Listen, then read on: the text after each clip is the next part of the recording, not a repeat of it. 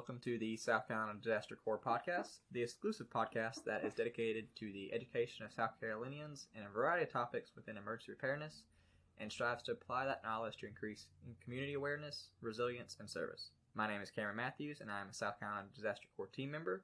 And in today's episode, I'll be interviewing Elizabeth Price, an emergency coordinator, and a former 911 operator. So without wasting any time, here's Elizabeth. Good morning. Thanks so much for having me. Thank you for coming in today and to answer some of our questions, Elizabeth. The first question that we have for you today is that, given your experience with disasters, what are the basics of a disaster and what should our listeners be aware for in South Carolina? A disaster can be very individual specific, such as a fender bender for that particular individual, or you can have regional and statewide disasters such as our ice storms, the floods, tornadoes, hurricanes. The list is really kind of endless. And we do have a lot of fault lines in South Carolina, so we also have earthquakes. So following that question, Elizabeth, what kind of vulnerabilities did the public face during a disaster? The main vulnerability is just not taking the time to be prepared as a household or as an individual. We've had a lot with the COVID, people talking about having your basic supplies on hand for when we're locked down and couldn't go out and about. Well, that still applies for an ice storm or a flood or anything where you can't get out and do your normal routine. So you want to have those, and I believe you all spoke in a previous podcast about your 3-day supplies per person. Mm-hmm. Don't forget those pets, cats, dogs, livestock if you had them. When you have children, be a little more specific with what you're planning. Toys, books, something to keep them occupied if they can't get to those electronics. And then, of course, having a plan if you do have to leave. If you have to go to a shelter or you have to leave your normal area, where are you going to go? How are you going to get there? I personally tend to not get below a half a tank of gas because you never know when you're going to need to go someplace, or if my daughter had an emergency and I had to leave right away to get to her, and had I not had gas, I would have had to stop, and it would have been that much more time. So it's thinking out those things and being prepared to take care of yourself and your family and your pets until the professionals can get there, no matter what the actual major disaster may be. Yes, ma'am. So with the knowledge of those vulnerabilities and how to prepare for them, what kind of damages or outcomes could some listeners face during a disaster? And that might be a little repetitive. One thing that I think we forget about a good bit is that financial aspect, and having your insurance information gathered in a place, or those important papers such as your marriage certificates, birth certificates, social security cards, so you have them in a packet where you can go, just grab them and go. We're really fortunate in this part of the state that a lot of our disasters don't require our leaving our home in a hurry. And so that tends to be something that we don't necessarily think about, is having those important documents gathered together. There are resources online to give you a checklist so you don't forget things. FEMA has an excellent package that you can actually put your paperwork together, list out those policy numbers, holders, and such as that. Okay. So as a 911 operator, how did you coordinate emergency services during a disaster, and how did the 911 center work to distribute emergency services as quickly and efficiently as possible? Well, let me first cover a little bit about what 911 is and how it works, because so many people don't know, fortunately. So say we had to make a call. We're going to call 911. It's going to hit off, if it's a cell phone, the closest tower. So that's important to know. If you're close to a county line or a state line, you might not get your local 911 operator, and you'll get transferred to whomever is local for you.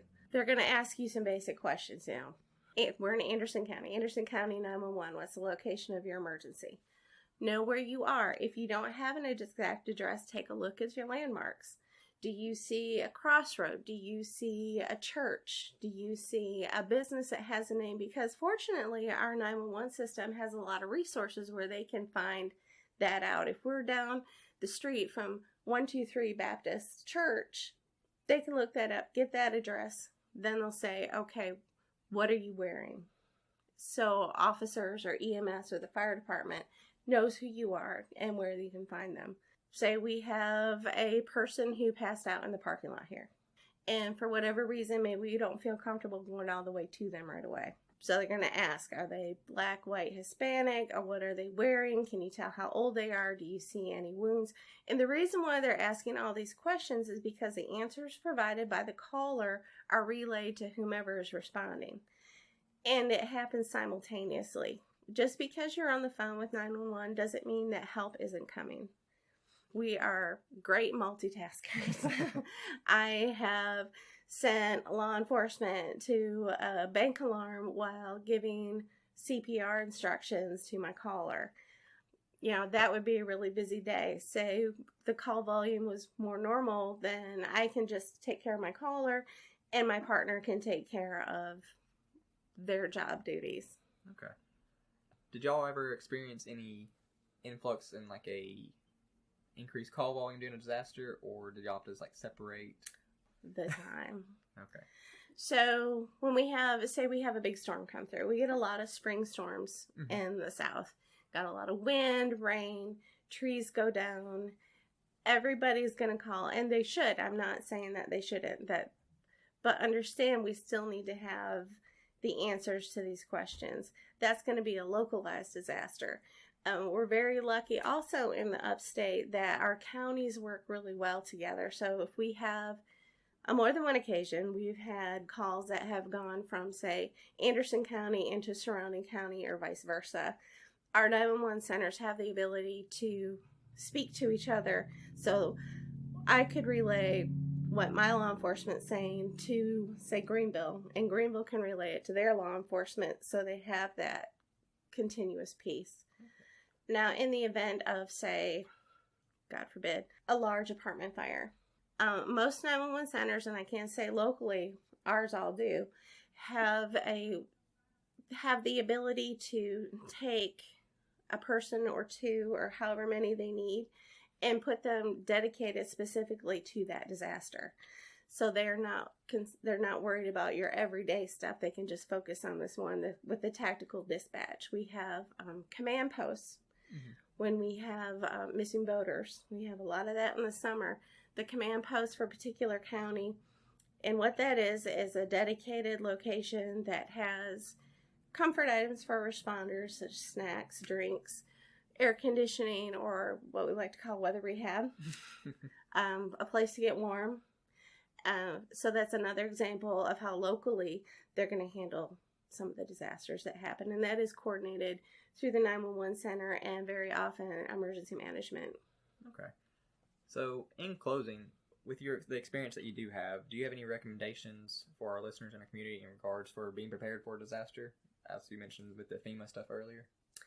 Well, I'm so glad you asked. Stepping back down a little bit more to the individual level, I would really like to encourage your listeners to take the time to think about their own personal plan and be their own personal emergency manager.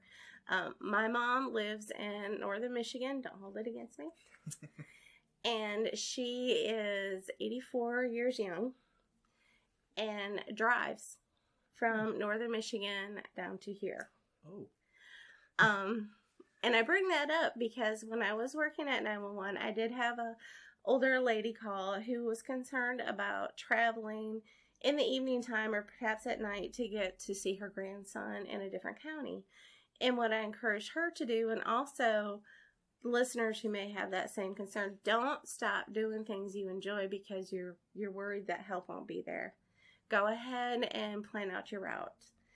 Let somebody know where you're going. Let somebody know when you arrive there, which my mom has to do because I will call her. I will call her place she's stopping. I will do whatever I need to do to track her down. But don't stop doing things that you enjoy. If you have health concerns, have those listed in the car so if something happens and you're unable to tell a responder what's going on, they can find that piece of information either in your glove box or in your purse or in your wallet.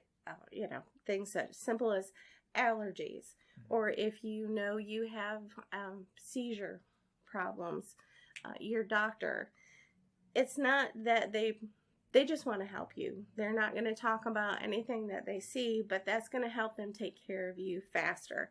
I mean, we all know that the faster response people have to a stroke, the better their outcome. It's the same thing.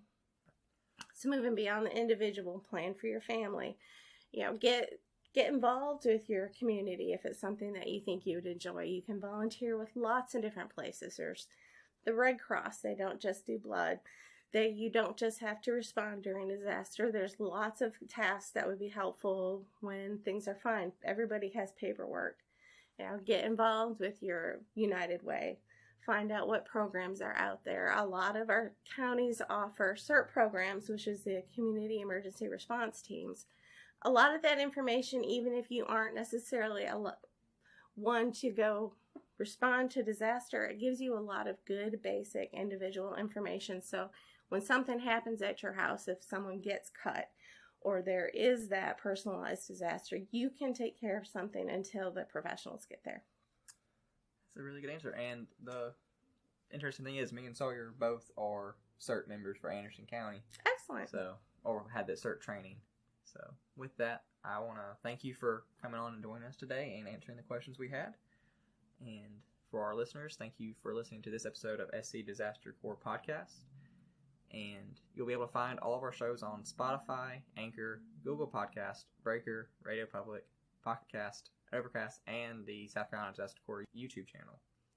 If you'd like to learn more about the SC Disaster Corps, AmeriCorps, or United Way, please visit unitedwayofanderson.org.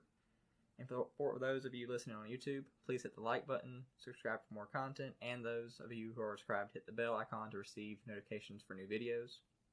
For those listening on one of the podcast hosting sites, please hit the follow button to stay up to date with the podcast. Remember, you're looking for our weekly shout out that will be available on Friday, and be ready for our next week's episode. Thank you for being with us today at SC Disaster Corps. We hope to see you next time, and remember, be prepared.